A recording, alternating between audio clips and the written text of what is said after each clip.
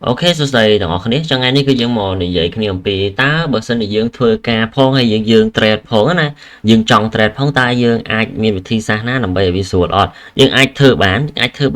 ông ấy chụp bánh há đấy ở miền ấy bạc bo cho buổi đằng ca nghe ban bạn ca nghe bồi dưỡng dương đắng ấy tha ca trade cứ còn ở chia ca do vi chia chùm nổ mà play tiết nằm bây ở dương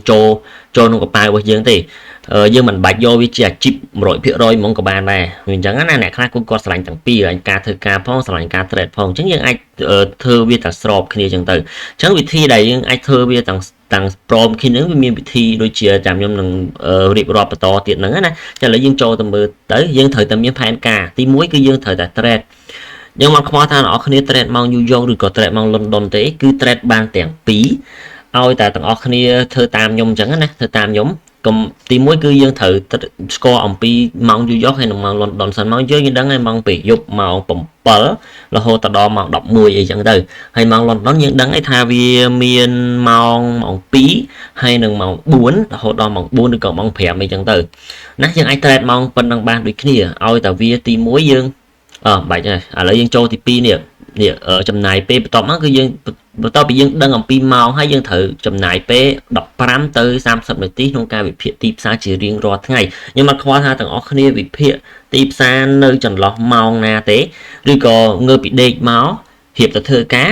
អ្នកអស់គ្នាវិភាគឬក៏អ្នកអស់គ្នាវិភាគម៉ោងបាយជាទូទៅគេសម្រាប់ម៉ោង 11 ត្រូវឬក៏ម៉ោង 12 អ្នកអស់គ្នាអាចវិភាគនៅក្នុងម៉ោងនឹងបានចំណាយពេល15 នាទីឬក៏20 នាទីខ្ញុំគិតថាចំណាយពេលតែ5 10 នាទីយើងអាចដឹងពីទិសដៅទីផ្សារឬក៏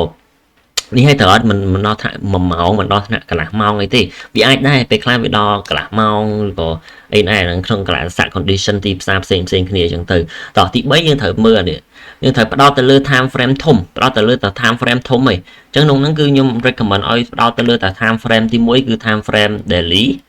ទី2គឺ4ម៉ោងទី3គឺ1ម៉ោងទី2ទី4គឺ15 នាទីណាតែប៉ុណ្្នឹងទៅបានហើយអញ្ចឹងយើងត្រូវផ្ដោតទៅលើ time frame ទិសដៅដែលខ្ញុំតែងតែនិយាយជារៀងរាល់ដងហ្នឹងទិសដៅ time frame ទិសដៅគឺទិសដៅយ៉ាងបុយប្លេកគឺយើងមើលទិសដៅគឺមើលទិសដៅក្នុង time frame ប៉ុណ្ណេះណាទិសដៅរបស់វាណាបន្ទាប់មកគឺយើងត្រូវ mark ទៅលើ1ម៉ោងផងដែរ1ម៉ោងវាមានដូចជា key level key អីចឹងទៅនេះ key level key zone key POI អីហៅមិនហៅទៅខ្ញុំអត់ខ្វល់ទេហៅអីហៅទៅដូចតែគ្នាទាំងអស់ទេណាបន្តមកគឺយើងទៅចូល15 នាទីយើងអាចមើល price action នៅក្នុង15 នាទីហើយនៅក្នុង confirm ក្នុង5 នាទីណា confirm ក្នុង5 នាទីទៅដោយសារយើងលេងជា intraday យើងលេងជា intraday មិនមែនជា scalper ទេយើងរាល់ថ្ងៃកុំច្រឡំថាយើងលេង time frame 1 នាទីគឺជាការពិតយើងយើងជា intraday អញ្ចឹងយើងមើល5 នាទីទៅណាហើយ5 នាទីក៏វាល្អនៅក្នុងម៉ោង London ដែរវាល្អខ្លាំងហ្មងនៅក្នុងម៉ោង London បើយើងយក confirm នៅក្នុង5 នាទី the best ហ្មងណាក៏ប៉ុន្តែបើសិនជាយើងលេងម៉ោងយូរយកខ្ញុំគិតថាយើងលេងម៉ោងយូរយកយើងអាចយក5 នាទីក៏បានឬក៏យក1 នាទីនៅក្នុងម៉ោងយូរយកណាអូខេវាល្អដូចគ្នាអញ្ចឹងខ្ញុំ recommend ឲ្យយើងយក5 នាទីទៅបន្ទាប់មកយើងនិយាយលេខ14 time frame 5 time frame ហ្នឹងទៅគឺអូខេហើយមិនហក់ទៅដល់30សកង់5 10សកង់ដូចខ្ញុំអីទេអាហ្នឹងគឺវាវែងឆ្ងាយទៀតណាអូខេបន្ទាប់មកគឺយើងមួយទៀតបន្ទាប់មកគឺយើងអូខេមិញខ្ញុំនិយាយបញ្យលអានេះហើយអានេះក៏ខ្ញុំបញ្យលហើយអានេះក៏ខ្ញុំបញ្យលហើយអានេះក៏ខ្ញុំបញ្យលហើយមិញហ្នឹងបូកសំចូលគ្នាទាំងអស់ហើយបន្ទាប់មកគឺយើងធ្វើវាបានជាប់លាប់បានន័យថាធ្វើវាមួយអាទិត្យអញ្ចឹងនៅពេលដែលមួយអាទិត្យអ្នកអស់គ្នា consistency មួយអាទិត្យហើយវាចូលដល់2អាទិត្យឯងអញ្ចឹងចូលដល់2អាទិត្យ2អាទិត្យ3អាទិត្យ4អាទិត្យ5អាទិត្យ1ខែអី2ខែ3ខែ4ខែវា consistency ជាមួយអាហ្នឹងហើយយល់ទេអូខេអញ្ចឹងបន្តមកគឺយើងត្រូវធ្វើមួយទៀតគឺយើងត្រូវតែរៀនធ្វើការដាក់ alert ហ្នឹងនៅក្នុង trading view របស់យើងហ្នឹងនៅពេលដែលវាប៉ះទៅលើ key zone ណាមួយឧទាហរណ៍ថាទីផ្សារវាដើរចេះហើយវាមាន key level ណាមួយនៅនេះបន្តមកវាប៉ះអាហ្នឹងប៉ះទៅវានឹងលោតផ្ញើសារមកយើងនៅក្នុងទូរស័ព្ទដៃរបស់យើងហើយអញ្ចឹងនេះឡើយនេះគឺជា key alert នេះគេ add alert នៅក្នុងមាសនៅក្នុងតម្លៃប៉ុណ្ណេះអញ្ចឹងទៅហោហាយអញ្ចឹងទៅអញ្ចឹងយើងចុច mouse ស្ដាំទៅវាចេញហើយណាអូខេអញ្ចឹងនៅពេលដែលយើងរៀនធ្វើការដាក់ alert ទៅគឺវាចំណាយបានន័យថាយើងមិនសូវចំណាយពេលវេលាមើល monitoring ទេបានន័យថាមិនសូវចំណាយមើល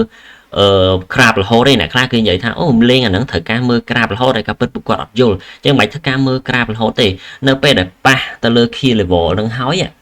បានយើងរក confirm ក្នុង5 នាទីហើយចាំយើងដាក់ alert មួយសារទៀតឧទាហរណ៍ទីផ្សារប៉ះដល់ key level មួយនេះប៉ះពុបអញ្ចឹងហើយវា confirm 5 នាទីវា sweep ពុបអញ្ចឹង alert ទី2របស់យើងគឺនៅកន្លែងនេះ alert យើងដាក់ alert ឡើងនេះណាចឹងទៅពេល break អាហ្នឹងมันយើងដឹងថាពើងទៅវានឹង break បាត់ហើយចឹងអាហ្នឹងបានយើងចូលទៅមើលទូរស័ព្ទដៃរបស់យើងភាសាទៀតបានយើងឆlike entry ឬក៏ដាក់ entry ចោលហ្នឹងក៏បានដែរណាអាហ្នឹងគឺយើងចំណាយពេលវេលាតិចបំផុតបានន័យថាយើងអត់មានប៉ះពាល់មួយការងាររបស់យើងទេហើយក៏អត់មានអារម្មណ៍បែកអារម្មណ៍ខ្លាំងដែរដោយសារយើងលេង time frame 5 នាទី time frame រៀងធំដែរណាបើសិនជាយើងលេង time frame 1 នាទីអ្នកនរគ្នាបានន័យថា emotional រៀងច្រើនតិចដោយសារវា1 នាទីគឺវាទូចខ្លាំងមែនតើអញ្ចឹងណាអញ្ចឹង SL ក៏វាឆាប់ SL ដែរអូខេចាហ្នឹងគឺយើងរៀនធ្វើការដាក់ alert ទៅបានន័យថាដាក់ផ្ញើសារណាឲ្យវាផ្ញើសារមកទៅដាក់ alert គ្រប់ key level របស់អ្នកគ្នាដែលអ្នកគ្នាមានចំណាប់អារម្មណ៍ក្នុងការធ្វើការទិញលក់នឹង POI ដែលគេហៅថា point of interest ចំណុចដែលគួរឲ្យចាប់អារម្មណ៍ដែលយើងចំណុចដែលគួរឲ្យធ្វើការជួញដូរឡើងហ្នឹងចាហ្នឹងគឺយើងរៀនដាក់ alert ទៅកន្លែងហ្នឹងទៅណាទី3គឺយើងទៅប្រើប្រាស់ strategy ឲ្យបានល្អឧទាហរណ៍ថា strategy វាមាន strategy ច្រើនវាមានដូចជា strategy 9 CRT 9M CRT 4ម៉ោងliquidity ក៏ប៉ុត strategy របស់ខ្ញុំមួយទៀតគឺ liquidity entry model ហ្នឹងគឺនៅក្នុង class របស់ខ្ញុំគឺនៅក្នុងថ្នាក់ private របស់ខ្ញុំ liquidity អាហ្នឹងគឺជា model ដែលអាចធ្វើការចូល trade បានហ្មងឃើញ form អាហ្នឹងគឺយើងចូលឃើញ form ហ្នឹងគឺយើងចូលហ្មងអាហ្នឹងគេហៅ liquidity entry model ហ្នឹងចានេះគឺជា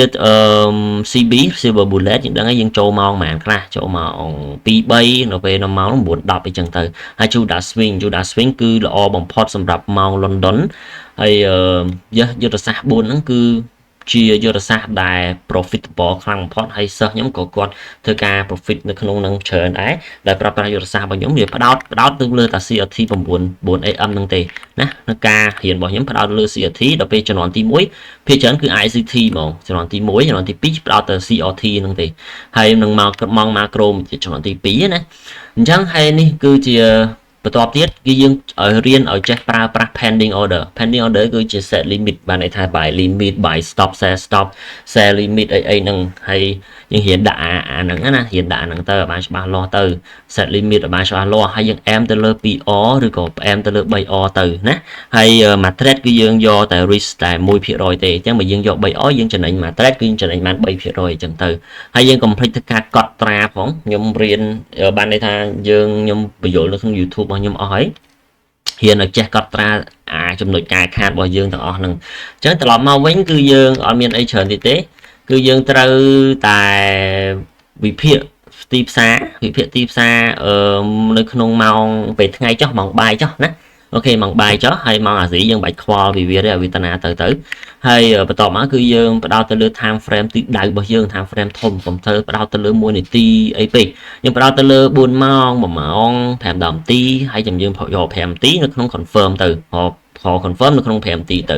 ហើយសម្គាល់ទៅលើ POI key level key zone អីហៅមិនហៅទៅខ្ញុំអត់ខ្វល់ទេ liquidity អីចឹងទៅណាហើយយើងធ្វើវាឲ្យបាន consistency ចឹងទៅហើយបន្ទាប់មកគឺយើងធ្វើការដាក់ alert ហើយជ្រើសរើសយុទ្ធសាស្ត្រឲ្យបានត្រឹមត្រូវហើយបើសិនជាអត់ដឹងថាយុទ្ធសាស្ត្រទេអាចចូលក្នុង YouTube របស់ខ្ញុំទៅមានមេរៀនជាច្រើនមើលទៅណាអូខេហើយអានេះគឺជា pending order យើងត្រូវរៀនចេះដាក់ alert ហើយខ្ញុំក៏មាននេះ group Telegram អស់គ្នាអាចធ្វើការ join បានណា group Telegram មួយនេះ